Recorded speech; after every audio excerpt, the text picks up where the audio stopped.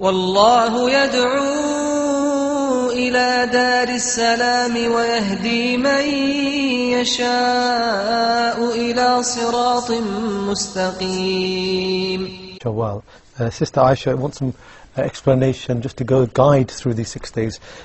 Sheikh, what are we supposed to do in regards to this fasting? How important are they? I expect most of the questions to be focused on the issue of fasting the 6 days of the month of Shawwal, in order to gain the reward which is described in the hadith that the Prophet ﷺ said, whosoever observes fasting during the month of Ramadan, then succeeds that, atba'ahu, follows it immediately with fasting 6 days of the month of Shawwal, he shall receive the reward, he or she shall receive the reward of fasting lifetime for the entire dahr.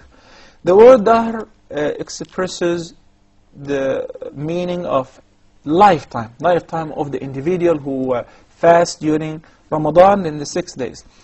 Why? The Prophet ﷺ says that al-hasanatu bi'ashri amthaliha. And Allah subhanahu wa ta'ala says, Surah Al-An'am, man ja'a bil hasanati falahu ashru amthaliha. There is a minimum reward for a good deed, 10 times more, multiplied 10 times. So if you fast during Ramadan, we'll assume it is 30 days times 10, that is 300. Then if you fast during the month of Shawwal 6 days, that is 6 times 10 equals 60. So total fasting is 360. That's a whole year.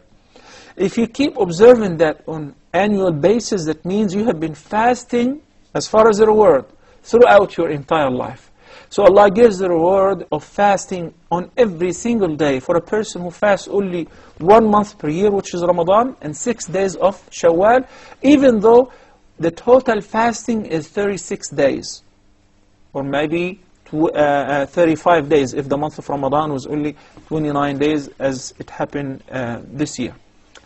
So, now how can a person or can a Muslim observe fasting of the 6 days of the month of Shawwal? To answer also the following question of Brother Shakil. The hadith says, ثُمَّ أَتْبَعَهُ, then succeeds the month of Ramadan with fasting 6 days. So it recommends to follow the fasting of Ramadan immediately. Of course, Eid al-Fitr is only 1 day. It's called Yawm al-Fitr. Then the following days are regular days. So you may begin fasting the 6 days of Shawwal as early as the 2nd day of the Eid, because Eid al-Fitr is only 1 day. In many cultures, they assume that Eid al-Fitr is 3 days, because the government gives them a vacation for 3 days, and Eid al-Adha is 4 days, which is not true. Eid al-Fitr is only 1 day, which allows you to fast the 2nd day right after Eid, or the 1st day right after Eid, as a matter of fact. So, if you can do that, that's fine. And whether to fast them consecutively or spread them over throughout the month of Shawwal, it is optional, but it is best to fast them in a row. ثُمَّ أَتْبَعَهُ. Somebody likes to fast the 6 days, 2 days a week, Mondays and Thursdays. That's perfectly fine. And the scholars, by the way, said if you do have a habit of fasting on these days, you will receive double the reward. The reward of fasting, your regular voluntary fasting on Mondays and Thursdays, in addition to observing fasting the 6 days of the month of Shawwal.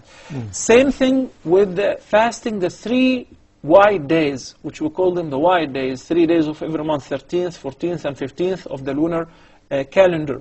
So if you happen to fast these 3 days, and you count them as of the 6 days of the month of Shawwal, with the intention of having the reward of both, inshallah, you will get the reward of both. As far as, what if somebody owes fasting that certain days of the month of Ramadan, he or she did not get to fast? وَمَنْ كَانَ مِنْكُمْ مَرِيضًا أَوْ عَلَى سَفَرٍ فَعِدَّةٌ مِنْ أَيَّامٍ أُخَرٍ. So you should begin by making up the days which you did not get to fast during Ramadan first. Because the hadith says, مَنْ صَامَ رَمَضَانَ ثُمَّ أَتْبَعَهُ بِسِتٍ مِّنْ شَوَّالٍ فَكَأَنَّمَا صَامَ الدَّهْرَ كُلَّهُ. So the hadith stated that whoever fasts during the month of Ramadan, you have to complete the course, then follow that with fasting 6 days. What if somebody, if a woman's monthly period was 15 or 20 days, it happens. Or somebody was sick for 20 days, more or less. That means he or she have first to make up, then fast 6 days. But if they try to make up the number of days which they missed during Ramadan, it would consume most of the month of Shawwal, and they will not get to do the 6 days. In this condition, we say, go ahead and make the 6 days first, and you're still allowed to make up later on. And I do have a reference to that. Aisha al-Mu'mineen radiyallahu ta'ala anha wa ardaha stated that they used to postpone making up the days of Ramadan until Sha'ban of the next year. So that means they used to postpone it, but they used also to observe fasting during the month of Shawwal, the 6 days. Most importantly, if you can make up first the few days which you missed during Ramadan, go ahead and do it, then succeed them or follow them with fasting 6 days from the month of Shawwal. But if the time does not allow, and the month of Shawwal will finish before you get to do both, then begin with fasting the 6 days of Shawwal, and Allah knows best. I have to make it brief because there are several phone calls waiting.